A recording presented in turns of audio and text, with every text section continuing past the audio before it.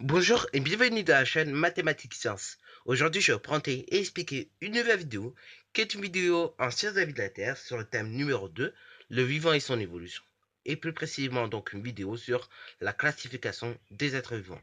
Alors donc là justement, c'est une notion que vous avez déjà abordée normalement au minimum en classe de 6e et vous l'avez également normalement abordée dans une classe de primaire. Bon là pour ceux qui passent en 6e, normalement vous avez dû déjà l'aborder en CM1 et en CM2. Et pour ceux qui vont passer en CM2, normalement, vous avez déjà dû l'aborder l'année dernière en CM1, et là, vous allez encore l'aborder en CM2, ok? Enfin bon, là, perso, pour l'école primaire, à force, bon, vu que à l'école primaire, déjà, on n'entame pas toujours les programmes, on les exécute pas forcément, bah, comme on peut, ok? Et donc, ils sont jamais terminés, donc à force, je ne sais plus l'organisation de l'école primaire. Pas comment ça fonctionne, du moins à l'école primaire. Surtout les 2 dernières années, CM1, CM2. Enfin bref, voilà, voilà, ne faisons pas non plus de dialogue là-dessus, hein. Donc voilà, normalement, vous avez vu cette notion au moins en sixième. Donc justement, pour classer les êtres vivants, il va falloir que l'on repère les différents attributs qu'ils possèdent. Donc par exemple, un oiseau, il va posséder des ailes, il va posséder un squelette externe, si je ne me trompe pas. Voilà, voilà.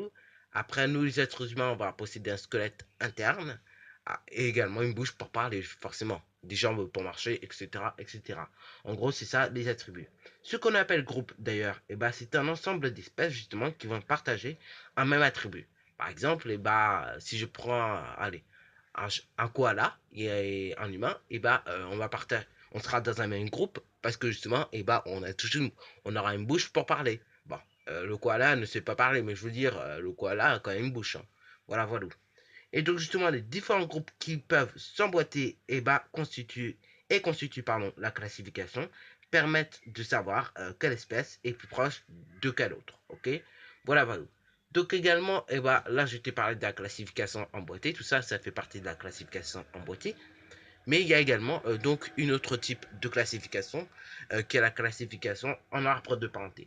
Donc là, je vais vous montrer les deux classifications. Et après, donc, je vais te montrer une que j'en ai faite hein, pour m'amuser comme ça. Ok. Donc là, là, vous avez deux types de classification qui sont en fait dans une même. Ok. Alors là, ça représente bien évidemment des espèces d'il y a très longtemps. Ok. Et qui viennent jusqu'à aujourd'hui, nous.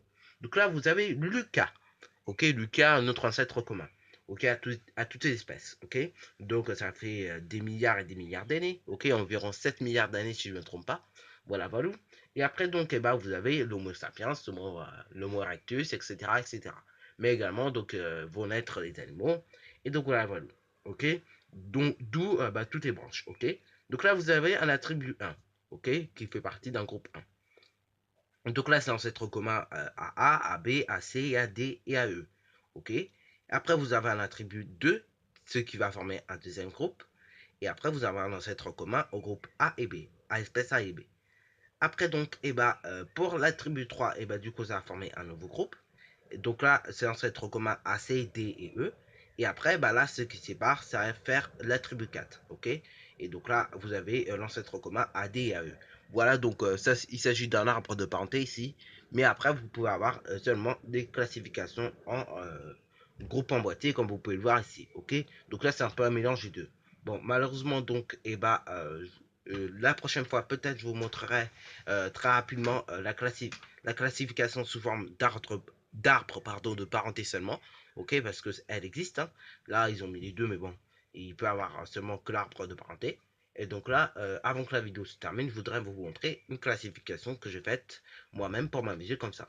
Donc là, je me suis inspiré d'un exercice que vous trouverez dans le manuel de SVT, donc de Sciences de la vie de la Terre, cycle 4, édition Hatier, ok, qui respecte les nouveaux programmes. Et donc, du coup, je me suis amusé à faire cet exercice, hein. Donc, à représenter en gros, tout simplement une classification emboîtée, tout simplement à l'aide des attributs des végétaux.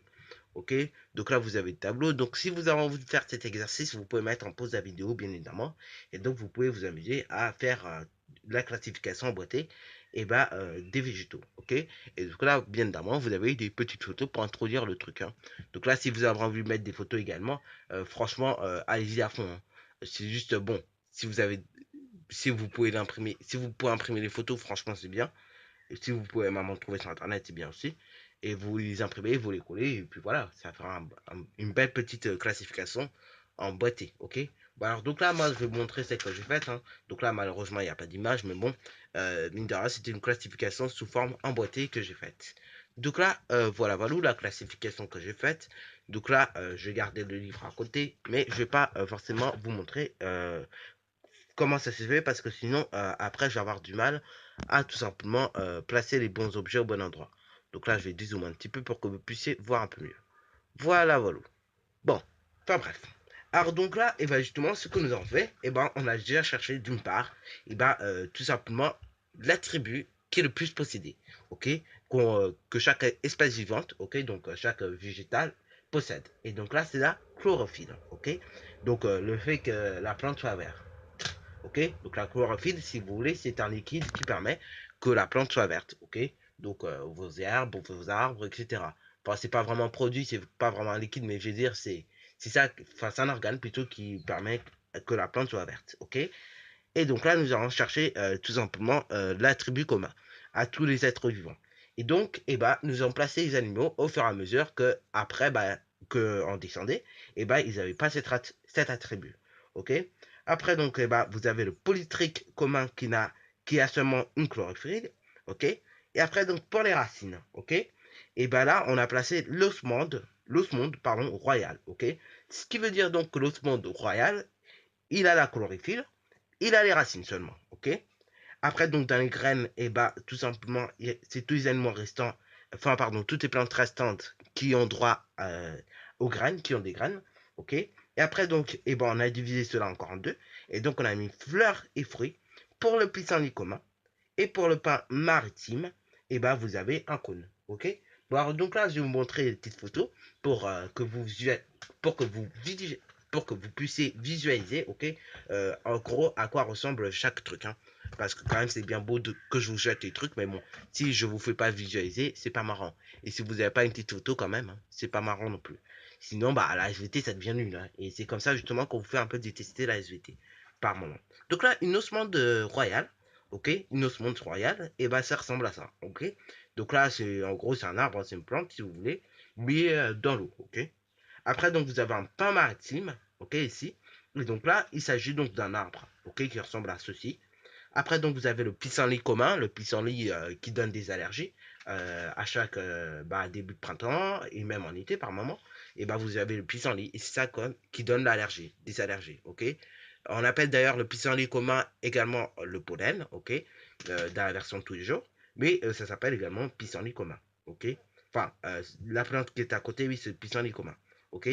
Et là, ce que vous appelez pollen, et bah, c'est ceci. C'est ça qui vous donne des allergies en printemps et qui vous fait éternuer alors qu'il fait beau pourtant. Voilà, voilà. Bah, après, donc, vous avez le polytrique commun. Donc là, il s'agit des herbes. C'est une herbe qui ressemble à ceci. Bon, alors là, je ne vais pas forcément te détailler, juste te montrer la photo, en gros, d'un polytrique commun. Voilà, voilà. Et donc là, c'est en compagnie avec des feuilles. Voilà, voilà. Bon, voilà, voilà. Donc, je vais te montrer en gros les petites photos pour que tu puisses visualiser un peu le truc, hein. Voilà, voilà. Donc, sur ce, donc, si j'ai à la fin de cette vidéo, alors si tu as bien aimé, n'hésite surtout pas à liker, à commenter et bonne réussite à toi en mathématiques et en sciences.